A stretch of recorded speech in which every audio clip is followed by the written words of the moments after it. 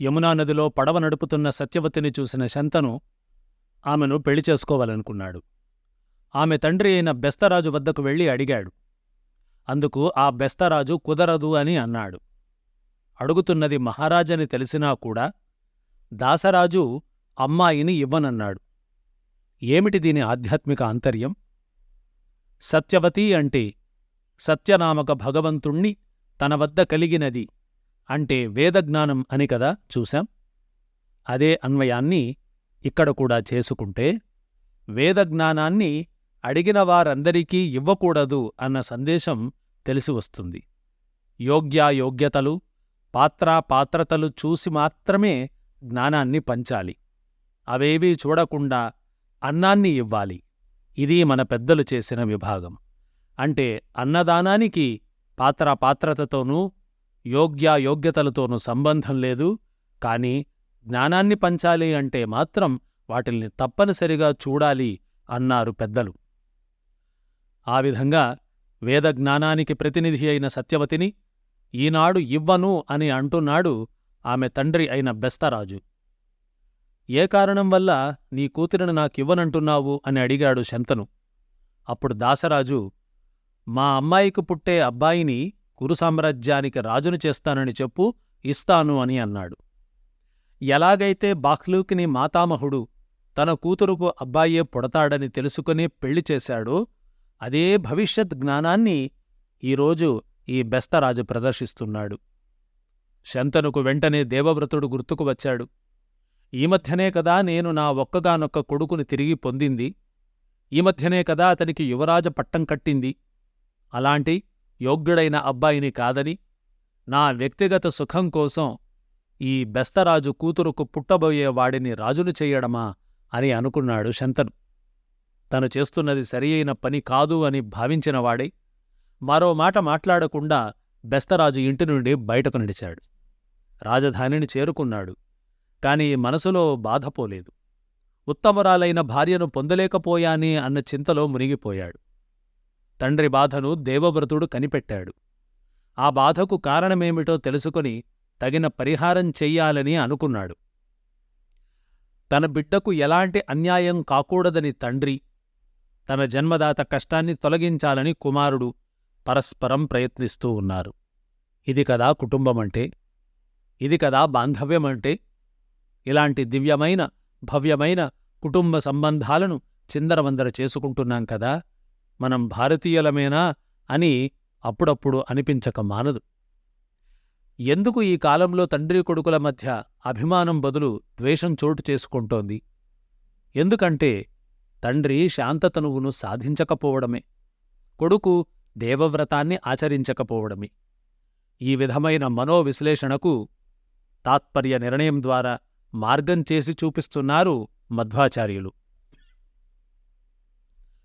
ఇలాంటి విశ్లేషణ ఆచార్యుల వారి కాలం కంటే మన కాలానికే ఎక్కువ అవసరం ఉంది అని అనిపించక మానదు. ఇంతకు పుత్రుడు అంటే ఎవడు? పెద్దలంటారు, జీవతో వాక్యకరణాత్ ప్రత్యర్థం భూరిభోజనాత్ గయాయాం పిండదానాశ్చ త్రిభిః పుత్రస్య పుత్రత. జీవతో వాక్యకరణాత్, తల్లిదండ్రులు బ్రతికి ఉన్నప్పుడు వారి మాటల్ని విని ఆచరించేవాడు. ప్రత్యర్థం భూరిభోజనాత్, తల్లిదండ్రులు గతించిన తరువాత ప్రతి సంవత్సరీకం నాడు విశేష అన్నదానం చేసేవాడు. గయాయాం పిండదానాచ్చ, జీవితంలో ఒక్కసారైనా గయాక్షేత్రానికి వెళ్లి పితృవులకు పిండప్రదానం చేసేవాడు. ఈ 3 పనులను ఎవడు చేస్తాడో వాడు పుత్ర అని పిలువబడతాడు అని అంటోంది శాస్త్రం. ఇలా ఒకసారి చెప్పినప్పుడు సభలో ఉన్నవారు ఒకరు లేచి, స్వామీ, రామాయణంలో దశరథుడు అడవికి వెళ్ళొద్దు అన్న సూచనను ఇచ్చినా వినకుండా రాముడు వెళ్ళాడు కదా, మరి అతను ఆదర్శపుత్రుడు ఎలా అవుతాడు అని ప్రశ్నించారు. రాముడు భగవంతుడు కనుక, భగవంతునికి తల్లిదండ్రులు లేరు గనుక అతను తనకు ఇష్టం వచ్చినట్టుగా ప్రవర్తించవచ్చు అని బదులు చెప్పవచ్చు. అది నిజం కూడా. ఎందుకంటే ప్రపంచంలో నిజమైన అనాథ అంటే నాథుడు లేనటువంటి వారు ఎవరైనా ఉన్నారా అంటే అది భగవంతుడే. భగవంతుడికి తల్లి తండ్రి ఎవరూ లేరు కదా. కాని అలాగ సమాధానం చెప్పినప్పుడు రామావతారం యొక్క వైశిష్ట్యం మనకు అర్థం కాదు. కనుక ఇక్కడ రామావతారంలో దశరథుడికి ఇష్టం లేకపోయినా రాముడు అరణ్యవాసానికి ఎందుకు వెళ్ళాడు అని అంటే, తండ్రి తన నోటితోనే చెప్పకపోయినా పినతల్లి తన నోటితో ఇది నీ తండ్రి ఆజ్ఞ అని అన్నంతనే అడవికి వెళ్ళిపోయాడు. కనుక రాముడు ఆదర్శపుత్రుడయ్యాడు. రాముని తరువాత మహాభారత కాలంలో మనకు కనబడే అత్యుత్తమమైన పితృవాక్య పరిపాలకుల్లో ఈ భీష్ముడు ఒకడు. నాన్న ఏదో బలమైన కారణం వల్ల బాధపడుతున్నాడని గ్రహించిన దేవవ్రతుడు తండ్రిని నేరుగా వెళ్ళి అడగలేదు. దానివల్ల ఆయన బాధ మరింత పెరగవచ్చునని భావించాడు. దానికి బదులుగా తండ్రి రథాన్ని నడిపే సారథిని విచారించాడు. భారత కథలో శంతను రథాన్ని నడిపే సారథిని దేవవ్రతుడు విచారించాడు. ఇది కథలోని ఘటన. ఇందులో మన జీవితానికి అన్వయించుకోవలసిన కొన్ని అపురూపమైన ఆధ్యాత్మిక భావాలు ఉన్నాయి అని అంటారు మధ్వాచార్యులు. అదేమిటంటే, శరీరం రథినం విద్ధి. ఈ మానవ శరీరమే రథం. బుద్ధింతు సారథిం విద్ధి. మన మనసే ఈ శరీరాన్ని నడిపేటటువంటి సారథి. ఈ దేహం రథం. ఈ దేహంలో కూర్చుని వెళ్లే రథికుడు జీవి అంటే మనమే. ఈ రథాన్ని నడిపే సారథి బుద్ధి. బుద్ధి అంటే ముఖ్యప్రాణ అని పిలువబడే వాయుదేవుడు, ప్రాణవాయువుకు నియామకుడు. ఎవరు తొలగిపోతే ఈ దేహం శవంగా మారుతుందో, ఎవరు ఉంటే ఈ దేహం చక్కగా అటూ ఇటూ తిరుగుతూ ఉంటుందో ఆ ముఖ్యప్రాణుడు, ఆ ముఖ్యవాయువే ఈ శరీర రథాన్ని నడిపే సారథి. ఈ సారథికి జీవి చేసే ప్రతి చర్య, ప్రతి ఆలోచన బాగా తెలుసు. కనుక జీవికి బాధ కలిగితే ముఖ్యప్రాణుడిని ప్రార్థించాలని చెబుతోంది ఈ కథాభాగం. ముఖ్యప్రాణుడి గురించి తెలుసుకోవడం దేవవ్రతంలోని ముఖ్యాంశం. ఈ విధంగా తండ్రి సారథి నుండి మొత్తం విషయాన్ని తెలుసుకున్నాడు దేవవ్రతుడు. వెంటనే బెస్తరాజు వద్దకు వెళ్ళాడు. నీ కూతురిని నా తండ్రికిచ్చి పెళ్లి చేయమన్నాడు.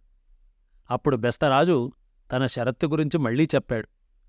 నీకు బదులుగా నా కూతురు కొడుకు సింహాసనం ఎక్కాలి అని అన్నాడు. అందుకు దేవవ్రతుడు సరే అన్నాడు.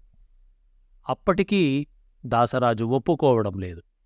నీకు సింహాసనం వద్దు, బాగుంది.